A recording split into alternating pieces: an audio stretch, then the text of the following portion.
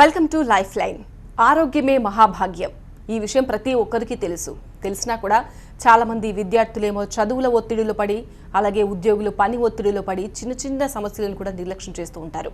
సాధారణంగా మెడ నొప్పి, నడుము నొప్పి, ఓవరాల్గా ఈ కీళ్ళ నొప్పులన్నీ ఎందుకు వస్తే ఎలాంటి జాగ్రత్తలు తీసుకోవాలి, ఎలాంటి వైద్య చికిత్సలు అందుబాటులో ఉన్నాయి, ఈ అంశాలన్నింటి గురించి వివరించడానికి ప్రస్తుతం టీవీ స్టూడియోలో ఉన్నారు స్టార్ హోమియోపతి నుంచి డాక్టర్ కృష్ణమూర్తి.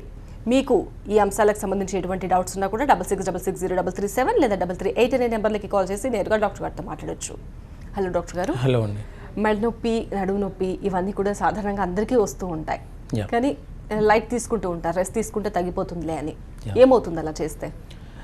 సాధారణంగా అంటే కొంతవరకు ఏజ్తో పాటుగా అంటే కీళ్ళల్లో అరుగుదల కానివ్వండి, అలాగే కార్టిలేజ్ అరుగుదల మూలన కానివ్వండి, దాని ద్వారా వచ్చే సైనోవేల్ ఫ్లూయిడ్ తగ్గిపోవడం మూలన కానీ జాయింట్స్ లోపల నొప్పి రావడం ప్రారంభమవుతుంది. సో అంటే కొంతమంది నొప్పి వచ్చినప్పుడు ఏంటంటే తాత్కాలికంగా వాళ్ళ వర్క్ ప్రెషర్తో వచ్చి ఉంటుంది, రెస్ట్ తీసుకుంటే సరిపోతుందిలే అని అనుకుంటారు. సో ఎప్పుడైతే నొప్పి క్రమంగా పెరుగుతూ ఉండి అంటే మందులు వాడుతున్నా కూడా అబౌవ్ 3 months కంటిన్యూ అవుతే కనుక డెఫినెట్గా అది ఆర్థరైటిస్ కింద మనము పరిగణించాల్సి ఉంటుంది. అంటే దాన్ని కొంత సీరియస్గా తీసుకొని డాక్టర్ యొక్క అబ్జర్వేషన్లో మందులు వాడాల్సిన అవసరం ఉంటుంది. సో ముఖ్యంగా అంటే ఈ నేటి లైఫ్ స్టైల్ విధానంలో కానివ్వండి, డైట్ పరంగా లోపాల మూలన కానివ్వండి, అలాగే ఎక్సర్సైజ్ లేకపోవడం మూలన కానివ్వండి, సో ఇతర bad habits like smoking, alcohol కానివ్వండి, సో మనం అంటే విచ్చలవిడిగా డాక్టర్ అబ్జర్వేషన్ లేకుండా, డాక్టర్ ప్రిస్క్రిప్షన్ లేకుండా కొన్ని రకాల మందులు వాడడం మూలన కానివ్వండి, సో ఈ యొక్క ఆర్థరైటిస్ వచ్చే అవకాశం ఉంటుంది. సో సాధారణంగా అంటే మనం కొన్ని పనులలో అంటే జాగ్రత్తలు పాటిస్తే కనుక, అలాగే రెగ్యులర్ ఎక్సర్సైజ్ చేస్తే కనుక సో ఈ నొప్పుల బారిన పడకుండా ఉంటామండి. ఫస్ట్ కాలర్ జనార్దన్ కాల్ చేస్తున్నారు వరంగల్ నుంచి. చెప్పండి మీ సమస్య. జనార్దన్ గారు. హలో, నమస్తే సార్. హలో సార్, చెప్పండి సార్. నమస్కారం సార్. నమస్తే అండి. చెప్పండి, ఏంటి మీ సమస్య ఏంటంటే? మేడం నమస్తే మేడం. ఏం లేదు, మా మిసెస్కు దాదాపు 3 months అవుతున్నది. పంపుతున్నాయి కదండి 2 బెటన వేళ్ళు. హలో చెప్పండి సార్. ఈ బొటన వేళ్ళు బాగా పెయిన్ ఉన్నది సార్. ఈ స్కిన్ ఆర్థోపెడిక్ డాక్టర్ల దగ్గరికి, స్పెషలిస్ట్ దగ్గరికి వెళ్ళినా కానీ అది ఏం తగ్గలేదు సార్. అదే ప్రాబ్లం ఉన్నది 3-4 months నుంచి. ఓకే సార్, దానికి ఏదైనా పరిష్కార మార్గం? అంటే సాధారణంగా అంటే స్త్రీలలో అంటే వాళ్ళు చేసే పనులను బట్టి సో ఈ జాయింట్స్ మధ్యలో ఉన్న ఈ టెండాన్స్ పక్కన లిగమెంట్స్ చుట్టూ కనుక కొంత ఇన్ఫ్లమేషన్ గురవుతున్నప్పుడు, దాంట్లో కొంత ఫ్లూయిడ్ ఇన్ఫ్లమేషన్ కానీ ఏదైనా జరిగినప్పుడు సో టెండినైటిస్ డెవలప్ అయ్యే అవకాశం ఉంటుంది. సో దాని ద్వారా ఈ బొటన వేలు నొప్పి రావడం జరుగుతుంది. సో అంటే సింపుల్ టెండినైటిస్కి ఏంటంటే కొద్ది రోజులు పెయిన్ కిల్లర్స్ వాడితే, అలాగే రిస్ట్ బ్యాండ్ కనుక వేస్తే కనుక కొన్నాళ్ళకి అది తగ్గిపోయే అవకాశం ఉంటుంది. సో ఈ ప్రయత్నాలు చేసినా కూడా అంటే నొప్పి అలాగే కంటిన్యూ అవుతున్నప్పుడు సో మనం వేరే విధంగా పరిగణించాల్సి ఉంటుంది. కొన్నిసార్లు కార్పెట్ టన్నెల్ సిండ్రోమ్ ఉంటుంది. సో దాని ద్వారా కూడా ఈ యొక్క బొటన వేలు నొప్పి వచ్చే అవకాశం ఉంటుంది. అలాగే కొన్నిసార్లు సర్వైకల్ స్పాండిలోసిస్లో రాడిక్యులోపతి డెవలప్ అయినప్పుడు కూడా సో ఈ యొక్క బొటన వేలు నొప్పి అలాగే తిమ్మిరి రావడం జరుగుతుంది. సో అంటే మీ ఎన్నాళ్ళ నుంచి బాధపడుతున్నారు, సో ఎలాంటి మందులు వాడారు అనే దాన్ని బట్టి ఆధారపడి ఉంటుంది. సో డెఫినెట్గా ఇలాంటి వాటికి టెండినైటిస్ కానివ్వండి, బర్సైటిస్ కానివ్వండి, అలాగే కార్పెల్ టన్నెల్ అయినా, సర్వైకల్ స్పాండిలోసిస్ అయినా కూడా మనం హోమియోపతి ద్వారా సో 100% మనం పరిష్కారం చేయగలమండి. ఏ భాగాల్లో వచ్చే సమస్యలు ఆర్థరైటిస్ అంటారండి? అంటే సాధారణంగా ఆర్థరైటిస్ అంటే కీళ్ళ నొప్పులు. అంటే మన శరీరంలో ఉన్న ఏ జాయింట్లోనైనా నొప్పి, అలాగే అక్కడ ఉన్న కార్టిలేజ్ అరిగిపోవడం మూలన కానివ్వండి, అలాగే అక్కడున్న స్ట్రక్చర్స్ ఏదైతే ఇన్ఫ్లమేషన్కి గురవడం వల్ల నొప్పి రావడం కానీ, సో ఇవన్నిటిని కూడా మనం కలగలిపి ఆర్థరైటిస్ అంటాము. సో ఎక్కువ శాతం చాలా వరకు ఈ మెడ నొప్పి, అలాగే నడుము నొప్పి, అలాగే మోకాలు నొప్పి, సో ఇది ఎక్కువగా ప్రిడామినెంట్గా ఎక్కువ మందిలో చూస్తుంటాము. సో సాధారణంగా ఈ మోకాలు నొప్పి అనేది ఏంటంటే వెయిట్ బేరింగ్ జాయింట్ అనమాట మోకాలు. సో ఇది ఎక్కువగా మన బాడీ అంత బరువును కూడా ఇదే మోస్తుంటుంది కాబట్టి సో ఇక్కడ కార్టిలేజ్ అనేది తొందరగా అరిగిపోయే అవకాశం ఉంటుంది. తద్వారా వీళ్ళకి నొప్పులు అనేటివి మోకాలలో ఎక్కువ వచ్చే అవకాశం ఉంది. సో ఇప్పుడున్న లైఫ్ స్టైల్లో మనం ఎక్కువ ప్రయాణాలు చేయడం కానివ్వండి, అలాగే ఎక్కువ దూరం 2-wheeler పైన ట్రావెల్ చేయడం కానివ్వండి, అలాగే ఎక్సర్సైజ్ లేకపోవడం వలన సో ఈ మెడ నొప్పి, సో నడుము నొప్పి వచ్చే అవకాశం ఉంటుందండి. రైట్. నడుము నొప్పి మెడ నొప్పి అంటే ఒకప్పుడు నడి వయస్కులకు పెద్దవాళ్ళకే వస్తాయి అనుకునేవాళ్ళం, కానీ ఇప్పుడు స్కూల్కి వెళ్ళే పిల్లలకు కూడా ఒక 8 నుంచి 10 గంటలు వాళ్ళు కూర్చునే ఉంటారు, వంగి రాస్తారు కాబట్టి మెడ నొప్పి నడుము నొప్పి కంప్లైంట్ చేస్తూ ఉంటారు. మరి వాటిని కూడా సీరియస్గా తీసుకోవాల్సిన అవసరం ఉందా, లేదంటే స్ట్రెస్ మూలంగా వస్తుందంటే? డెఫినెట్గా అండి.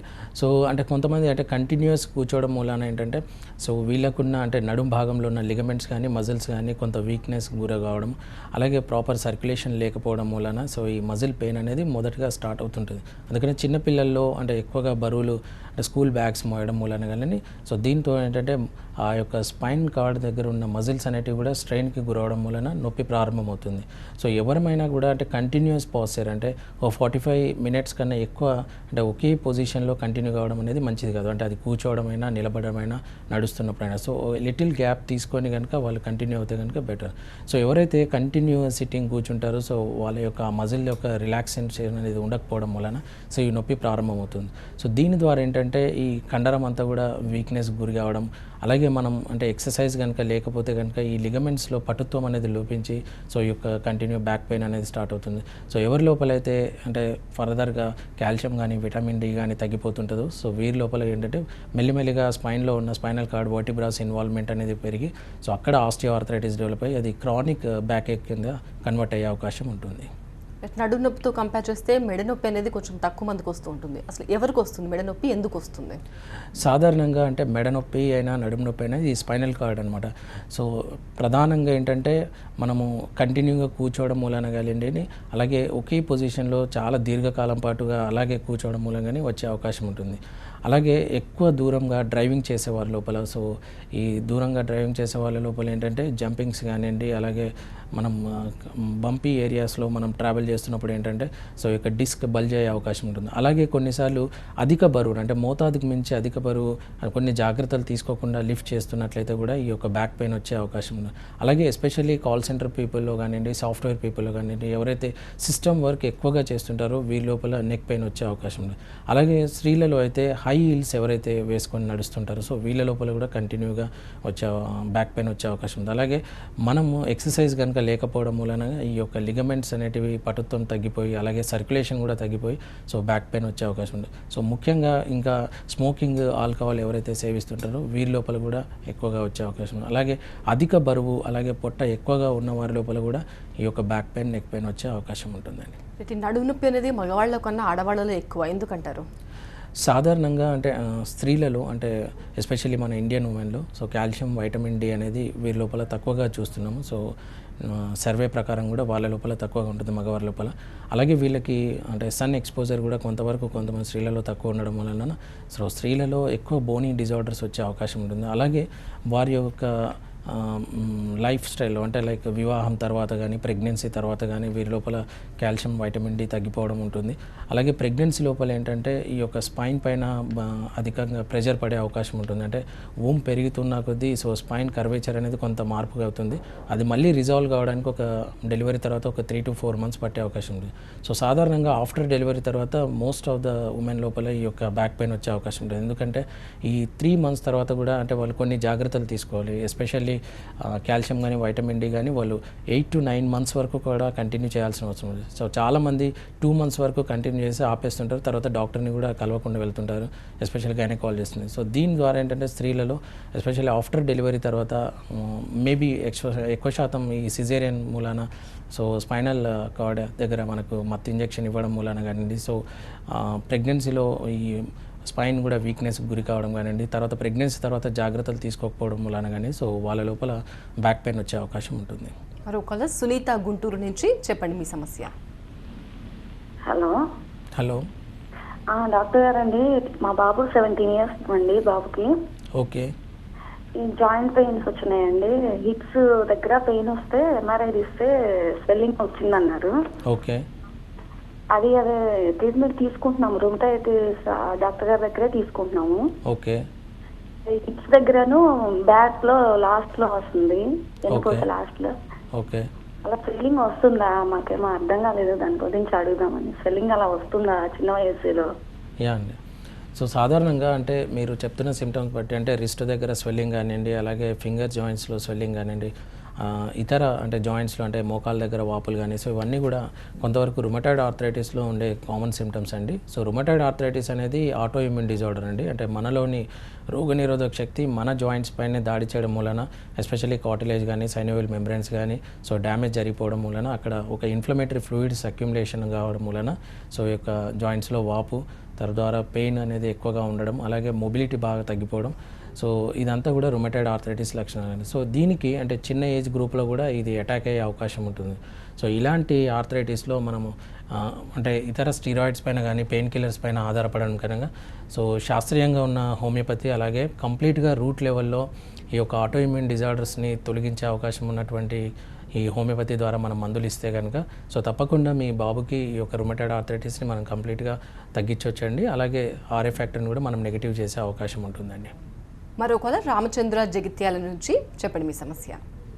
మేడం నమస్తే సార్, డాక్టర్ గారు. నేను డౌట్ రామచంద్రం జైత్యాల నుంచి మాట్లాడుతున్నా సార్. సార్ చెప్పండి సార్.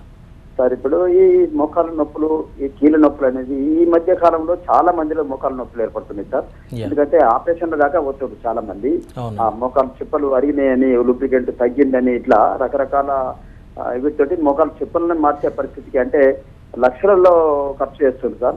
అదే ఒకప్పుడు ఒక కీనాకోట ఇంజక్షన్ అనేది ఇచ్చేవారు సార్. ఒక 30-40 సంవత్సరాల క్రితం కీనాకోట ఇంజక్షన్ వివిధ డోసులలో ఉండేది. అది ఇస్తే అది సరిపోయేది సార్ అప్పుడు. అది ఇప్పుడు బ్యాన్ చేయడం జరిగింది. ఇప్పుడు ఈ మోకాళ్ళ విషయంలో చిప్పలే మార్చేస్తుండ్రు. ఇది శాశ్వత పరిష్కారం మన హోమియోలో ఉందా అని నేను తెలుసుకోవాలనుకున్నాను సార్. అంటే ఆపరేషన్ అనేది అంటే ఎప్పుడు సజెస్ట్ చేస్తారంటే వాళ్ళ కీళ్ళ లోపల మ్యాక్సిమం కార్టిలేజ్ అరిగిపోయినప్పుడు అది మళ్ళీ అది రీజనరేషన్ కాని పొజిషన్లో అలాగే కంప్లీట్గా ఆ యొక్క డీజనరేషన్ చాలా అడ్వాన్స్గా ఉన్నప్పుడు సో ఇక నడవలేని పరిస్థితిలో అలాగే మెడిసిన్స్ కూడా రెస్పాండ్ కాని పరిస్థితిలో మాత్రమే అది ఆపరేషన్ సజెస్ట్ చేస్తారండి. సో అంటే మనం ఇనిషియల్ స్టేజ్లో ఉన్నప్పుడు అంటే నొప్పి ప్రారంభమైన దశలో ఉన్నప్పుడు కానివ్వండి కాస్త నడకలో ఇబ్బంది కలిగినప్పుడే కనుక మనం డాక్టర్ గారిని సంప్రదిస్తే కనుక దాన్ని ప్రివెన్షన్ అనేది చేస్తుంటారు. అలాగే మనం తీసుకోవాల్సిన జాగ్రత్తలు కూడా చెప్తుంటారు. సో మనం ఇనిషియల్ డేస్లో అలాగే నొప్పులు ఉన్నప్పుడు అది ఏ సిస్టమ్ ఆఫ్ మెడిసిన్లో అయినా మందులు వాడితే కనుక ఫలితం ఇస్తుంది. పూర్తిగా అడ్వాన్స్ స్టేజ్లో డీజనరేషన్ అయినప్పుడు కంపల్సరీగా అది ఆపరేషన్కి వెళ్తుంది.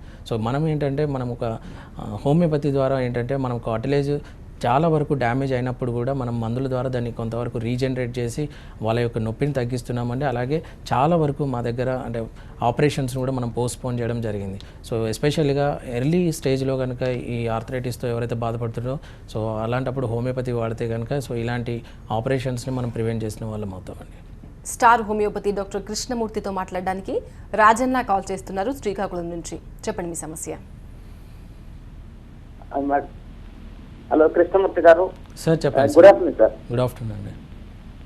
సార్ మేము వ్యవసాయం చేసుకుంటాం. చాలా సార్లు వచ్చా గత 10 years గత 6 years నుంచి బ్యాక్ పెయిన్ బాగా ఉంది సార్. ఓకే. యూట్యూబ్ లో చాలా వీడియోస్ చూసాం బ్యాక్ పెయిన్ పోవడానికి. అలాంటి ఎక్సర్సైజ్ చేసాం కానీ అయినా తగ్గట్లేదు. ఓకే. దానికి పరిష్కారం ఇంతవరకు మేము డాక్టర్ దగ్గరికి కూడా పోలేదు సార్. ఎంత చిన్న పెయినే కదా అని చెప్పి. సార్ సాధారణంగా అంటే మీరు వ్యవసాయం చేస్తున్నారు కాబట్టి అంటే మీ లోపల ఏంటంటే కొన్నిసార్లు అధిక బరువులు మోయడం మూలన కానివ్వండి అలాగే డైట్ లోపల కొన్ని లోపాల మూలన కానివ్వండి సో ఈ యొక్క బ్యాక్ పెయిన్ రావడం జరుగుతుంది. ప్రాబబ్లీ మీరు అంటే లంబార్ స్పాండిలోసిస్తో బాధపడుతున్నారు. సో లంబార్ స్పాండిలోసిస్లో ఏంటంటే ఇనిషియల్గా ఈ యొక్క నడుము దగ్గర నొప్పి రావడం అండి. అలాగే కొన్నిసార్లు అంటే డిస్క్ బల్జ్ ఉన్నప్పుడు ఏంటంటే ఈ యొక్క నడుము నొప్పితో పాటుగా ఏంటంటే ఏదైనా ఒక కాలులో వెనక నుంచి నరం లాగుతున్నట్టుగా నొప్పి రావడం అది. సో అది కొన్నాళ్ళ పాటు అంటే నిలుచున్నప్పుడు నడుస్తున్నప్పుడు రావడం అలాగే కొద్ది రోజుల తర్వాత అది కంటిన్యూగా ఉండడం. సో ఈ లాగడంతో పాటు కొన్ని రోజుల తర్వాత ఈ యొక్క అంటే తిమ్మిర్లు రావడం. సో ఇవన్నీ కూడా ఈ లంబార్ స్పాండిలోసిస్ డిస్క్ బల్జ్కి రీజన్ అండి. సో ఇలాంటి వాటిలో అంటే మీరు ఈ స్టేజ్లో కనుక అంటే హోమియోపతి మందులు కనుక వాడుతున్నట్లయితే కనుక ఈ యొక్క పర్మనెంట్గా మనం ఈ లంబార్ స్పాండిలోసిస్ చేయొచ్చండి. అదే అండి. యా అంటే లంబార్ స్పాండిలోసిస్ కానీ డిస్క్ బల్జ్ ఉన్నప్పుడు ఏంటంటే కూర్చోవడంలో ఇబ్బంది కానివ్వండి, కొంతమందిలో నిలబడంలో ఇబ్బంది కానివ్వండి, కొంతమందిలో నడుస్తున్నప్పుడు ఇబ్బంది కానీ సో ఇలాంటివి వస్తూ ఉంటాయి. అయితే మ్యాక్సిమంగా ఏంటంటే రెస్ట్ తీసుకున్నప్పుడు నొప్పి తక్కువ ఉండడం అలాగే ఏమాత్రం అంటే నిల్చున్నా కూర్చున్నా వర్క్ చేస్తున్నప్పుడు నొప్పి రావడం ఇవన్నీ కూడా లంబార్ స్పాండిలోసిస్ యొక్క లక్షణాలండి. సో మీరు తొందరగా అంటే దగ్గరలో ఉన్న డాక్టర్ గారు అంటే మాది వైజాగ్లో కూడా మా బ్రాంచ్ ఉందండి. సో మీరు అక్కడ కనుక కన్సల్ట్ చేస్తే కనుక మీకు హోమియోపతి ద్వారా మందులు ఇవ్వడం జరుగుతుందండి. ఆస్టియో ఆర్థరైటిస్, రుమటాయిడ్ ఆర్థరైటిస్ అంటే ఏంటండి? సాధారణంగా అంటే ఆస్టియో ఆర్థరైటిస్ ఏంటంటే మనం ఏజ్ ప్రకారం కానివ్వండి, సో ఈ కీళ్ళలో కార్టిలేజ్ అరిగిపోవడం మూలన బోన్స్ మధ్యన ఫ్రిక్షన్ మొదలై సో దాని ద్వారా నొప్పులు రావడం అనేది ఆస్టియో ఆర్థరైటిస్ అనేది. సాధారణంగా ఏజ్తో పాటుగా కొంతవరకు కార్టిలేజ్ అనేది డ్యామేజ్ జరుగుతుంది. అయితే కొంతమందిలో వాళ్ళు తీసుకున్న జాగ్రత్తలు బట్టి కొంతమందిలో తక్కువగా అరిగిపోవడం, అలాగే కొంతమందిలో ఎక్కువగా అరిగిపోవడం ఇది చూస్తుంటాము. అలాగే ప్రీవియస్ ఇంజురీస్ ఏమైనా ఉన్నప్పుడు, అంటే ఎస్పెషల్లీ ట్రామాస్ కానివ్వండి, అలాగే ఫ్రాక్చర్స్ కానీ అలాంటివి జరుగుతున్నప్పుడు ఏంటంటే వాళ్ళ లోపల ఆ పర్టికులర్ జాయింట్ దగ్గర కానీ ఆ పర్టికులర్ బోన్లో కానివ్వండి అరుగుదల ఎక్కువగా ఉండే అవకాశం ఉంటుంది. అలాగే ఎవరైతే ఇంటేక్ కాల్షియం కనుక అలాగే వైటమిన్ డి కనుక సప్లిమెంటేషన్ కనుక తక్కువ ఉంటుందో వారి లోపల కూడా ఈ యొక్క అరుగుదల ఎక్కువగా ఉంటుంది.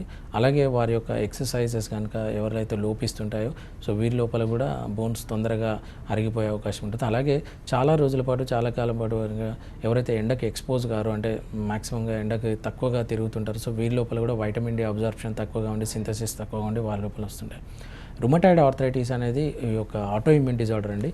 సో ఈ యొక్క మన ఇమ్యూనిటీ వ్యవస్థలో ఉన్న లింఫోసైట్స్ కానీ ఇవన్నీ కూడా సో మన జాయింట్స్లో ఉన్న కార్టిలేజ్ పైన దాడి చేయడం మూలన సో కార్టిలేజ్ డ్యామేజ్ జరిగిపోతుంటుంది. అలాగే సైనోవియల్ మెంబ్రేన్స్ అనేటివి కూడా డ్యామేజ్ జరిగి అక్కడ ఇన్ఫ్లమేషన్ మొదలై అక్కడ ఒక అన్వాంటెడ్ ఫ్లూయిడ్ అనేది అక్యుములేషన్ అవుతుంది. సో దాని ద్వారా ఏంటంటే జాయింట్స్ లోపల ఎక్కువగా వాపు రావడము, అలాగే కదలికలు అనేది బాగా తగ్గిపోవడము, అలాగే జాయింట్స్లో డిఫార్మిటీస్ మొదలవడం, అంటే బోన్ స్ట్రక్చర్ కూడా డిఫార్మ్ అవుతుంటుంది. సో మనకి చాలా ఇబ్బందిగా ఉంటుంది. దీంతో పాటుగా ఫీవర్ రావడము, అలాగే కంప్లీట్గా బెడ్ రిడన్ అయ్యే అవకాశం ఉంటుంది. సో ఇది రుమటాయిడ్ ఆర్థరైటిస్ అంటే.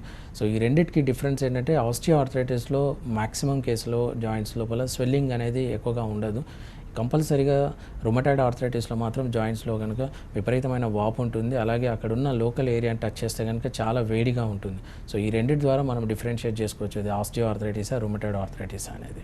మరొకలా రాము హైదరాబాద్ నుంచి, చెప్పండి మీ సమస్య. చెప్పండి రాము గారు. లైన్లో ఉండమంటారు? చెప్పండి మీ సమస్య ఏంటో. మేడం నమస్కారం. మేడం నమస్తే అండి.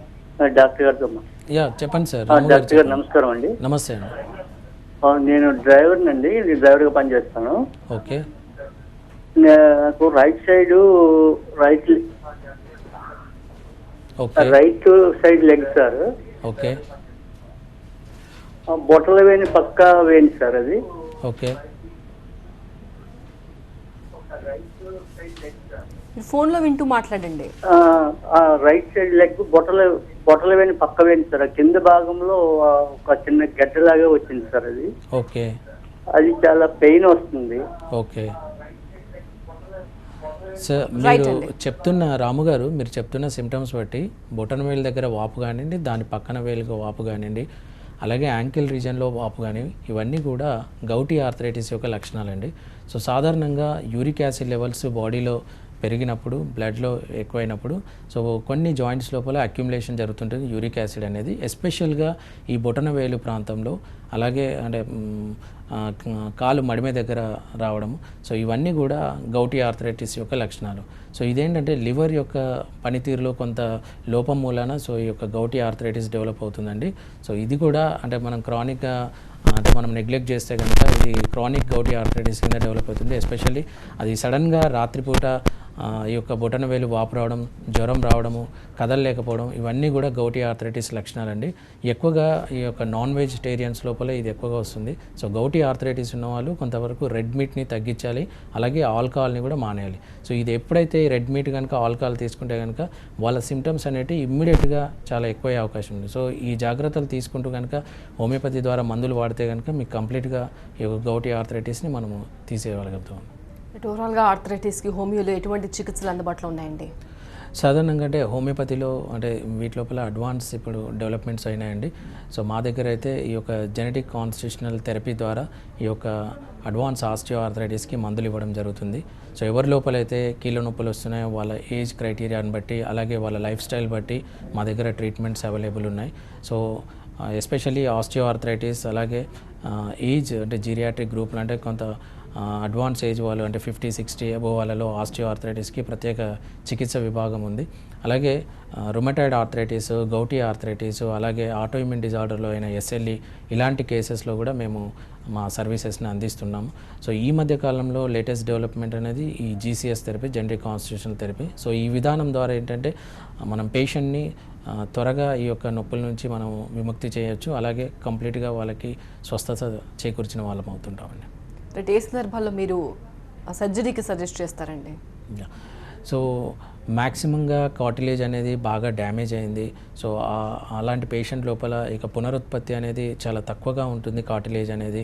సో వాళ్ళు కూడా అధిక బరువుగా ఉన్నారు. సో వీరి లోపల జాయింట్ మొబిలిటీ బాగా తగ్గిపోయింది. అంటే డే టు డే లైఫ్లో కదలలేకపోతున్నారు, నడవలేకపోతున్నారు. సో వీరి లోపల మందులు ఇచ్చినా కొంతకాలం ఎక్కువ రోజులు వెయిట్ చేయాల్సిన టైం ఉంటుంది. అప్పటి వరకు కూడా పేషెంట్ కోఆపరేట్ చేయలేని పరిస్థితులు ఉన్నట్లయితే కనుక వీరి లోపల మనం సర్జరీ అడ్వైస్ చేయడం జరుగుతుందండి. అంటే అధిక బరువుగా ఉండి కార్టిలేజ్ పూర్తి స్థాయిలో డ్యామేజ్ అయ్యి ఇక మందుల ద్వారా రికవరీ కాదు అన్న పరిస్థితిలో మాత్రమే సర్జరీ అడ్వైస్ చేస్తాము. కొంతమంది సర్జరీ ఇష్టపడని వారి లోపల ఎవరైతే వెయిట్ చేయగలుగుతారో సో వారికి మనము కొన్ని జాగ్రత్తలు చెప్తూ మందులు ఇస్తుంటాం. అలాంటి పేషెంట్స్ కూడా సర్జరీ నుంచి అంటే సర్జరీని అవాయిడ్ చేసి మనము నొప్పిని కూడా తగ్గించిన కేసెస్ ఉన్నాయండి. ఇటు హోమియో చికిత్స తీసుకున్న తర్వాత రికవరీ ఛాన్సెస్ ఎంతవరకు ఉంటాయండి? హోమియోపతి మందులు వాడుకుంటూ అంటే మేము చెప్పినటువంటి జాగ్రత్తలు ఎవరైతే పాటిస్తుంటారో సో 80% వరకు వాళ్ళ లోపల మనం పూర్తిగా రికవరీ చేసిన వాళ్ళం ఉన్నామండి. సో అంటే మందులు వాడుతున్న కొంతవరకు వాళ్ళు తీసుకునే జాగ్రత్తలు కనుక సరిగా పాటించకపోయినట్లయితే కనుక సో కొంతకాలం ఎక్కువ రోజులు మందులు వాడాల్సిన అవకాశం ఉంటుంది.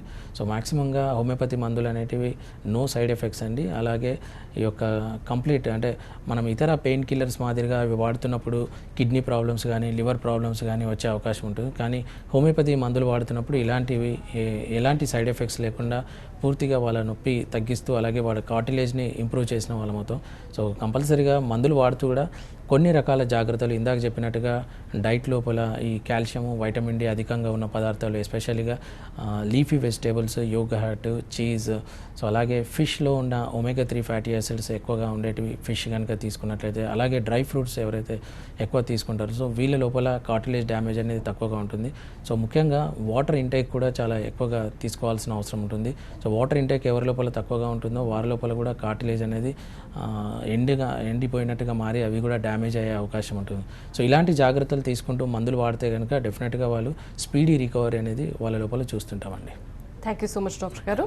ఇది వాళ్ళ లైఫ్ లైన్. చూస్తూనే ఉండండి TV9.